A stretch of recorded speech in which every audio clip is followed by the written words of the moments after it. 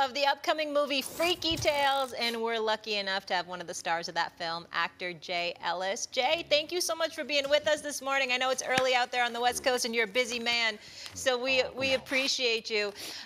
Jay, in the film, you play a former Golden State Warrior player, and you also played a little college ball yourself, and I heard you even interned for the Portland Trail Blazers, so it's quite the resume there.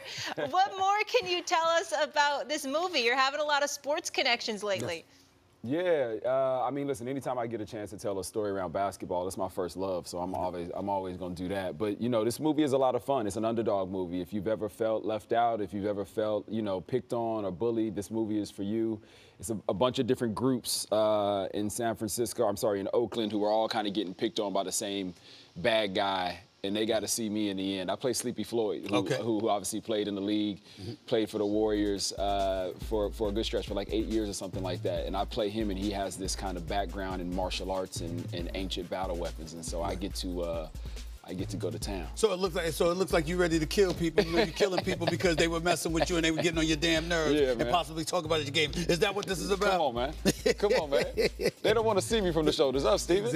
Exactly. You know, one of the things that you're doing as well, that, you know, you were in the movie with Jeannie Buss, Running Point. Yeah. Obviously, I've spoken to Jeannie Buss about it. It's a project she's very, very excited about. She has a lot to do with, of course, loosely based on her and the Lakers or whatever. How did that role come about for you, and how do you feel about that project? Man, I love the project, first of all. I mean, so much fun. It came about, you know, I've known Mindy and who created, and Ike Barinholtz and Dave Stassen for a few years, and they told me about it when they originally set it up over at Netflix. And then the writer strike happened, and it kind of went away. And Ike called and was like, "Yo, man, we're about to send you the scripts." And I read them, and I fell in love with it. First of all, like off the break, I fell in love with it. And then my kid and Mindy's kid go to school together. Okay. And I bump into Mindy at drop off one day, and she's like, "Are you gonna play my coach? I know you got the scripts. Are you gonna play my coach?" And I was like, "Mindy, yeah, boss, I got you. You know, Mindy gets what she wants, and she's a G and she deserves it." But this was a fun, you know, it was such a fun group, man, such a fun ensemble. You know, to have Jeannie there and Linda Rambis there and have them being able to talk about how an organization moves, and this great, you know, cast that we have with Kate Hudson at the top of it is just, it's a dream job. It's a lot of fun. I started watching it. It's a great series. People can check that one out on Netflix. So, yeah, major props on that. Staying with the LA theme, obviously you've been there over 20 years. So now that the Lakers have Luka, what do you think their ceiling is? Finals. Finals, okay. Ooh. Okay, I'm listening. Finals. I'm listening. Here's the thing. All right, so here's what I can get to for sure. Okay. I can get to Oklahoma City, Denver, the Lakers, and the Golden State Warriors in my semis. Okay. And then after that, I think it gets real freaky. You know what I'm saying? But I think the ceiling is high for them this year. I think this trade really invigorated this team. I think we saw what it did with LeBron and how it lit LeBron up, and how he was having, you know, MVP numbers up until him sitting down.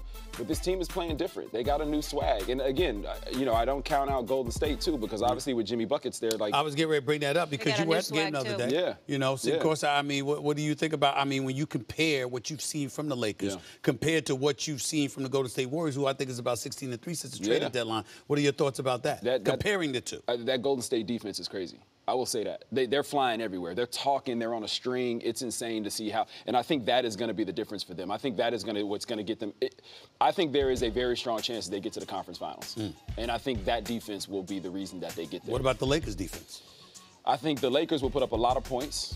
I think they got some great defense. They do got some great defense. Their defense is playing great. Luka's playing the best defense we've ever seen him play in his career, actually. I think they're playing great defense. So, you know, I think this is going to be a fun one. I think if you're a basketball fan, listen, the West is super stacked. Super stacked. And I think if you're a basketball fan, like, we're getting to watch some really great players and some really great teams go at it.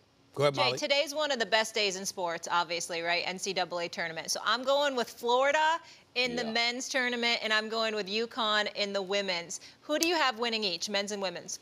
Yeah, listen, I would love to see Juju get one. I'm not gonna lie, but I think UConn is built for this tournament. I think they're gonna run away with this one. On the men's side, Duke, Florida.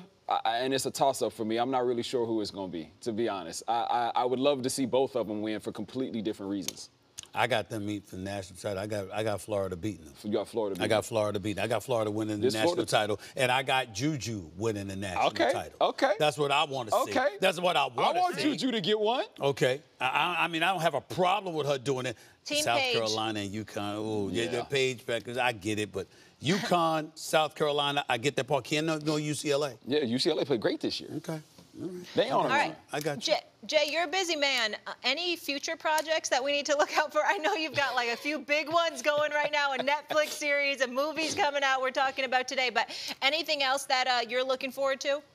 Yeah, I got a play I'm doing this summer in New York. I haven't been on stage in a very long time. It's called Duke and Roya. We actually just announced it this morning, so tickets are on sale. You can go get your tickets. But I'll be in New York all summer doing a play at the Lucille Lortel in the West Village, so I'm super excited about that. And then I got another series on Peacock this fall called All Her Fault that I did with Sarah Snook and Abby Elliott, Michael Pena, Dakota Fanning. Really great group there, so I'm super excited. Well, let me get back to basketball for a real quick last point. Golden State and the Los Angeles Lakers meet in the postseason. Who you going with? You thought I was gonna let you. You thought I was gonna let you leave without answering that question. Because see, I know you got love for both of them. You got to pick one. You can't be having one in the Bay Area and one in Southern Cal, and you're gonna get away with not picking one. I'm putting you on the spot. Don't do this. The Lakers or Golden State in the playoffs against one another with both Steph and LeBron healthy. Who you got? You know why this hurts me? Yeah. Because I grew up in I grew up in Northern California. I feel you. And I've been here for 20 years. I feel you. You got to answer. You got to pick one. There's only one you. Listen, you man. got to pick one. LeBron and Luka together is something really special. Okay. And I'm going to go with the Lakers. I don't want to, though. But I do want to, actually. They're really good. I really do think the Lakers could get there this year. And we need LeBron back healthy, and we need Steph back healthy. That's for sure. We want to see both teams at full strength. Jay, we appreciate you, and you got to get us some tickets to that play this summer out here in New York. Definitely want to check that out for sure. Going to want free tickets. All day. Matter of fact, listen, if Mad Dog don't go off like he did about Timothy Chalamet and going to that premiere, if he don't go off on the next episode that he on about seeing my play, I'm going to have a problem with him. That's right. That's right. Okay. Tell Mad Dog that. That's right. Deal. He'll invite you on Mad Dog. Once you're in New York, we'll get you in on a show on a Mad Dog Wednesday. Don't worry. He'll be all over that. All right, Jay, appreciate you. Congrats on all the projects. Coming up, what a night. Bronny James scoring a career high. Was this breakout performance a sign of things to come? SA has a take on the James gang. Plus, the men's tourney continues today. What are the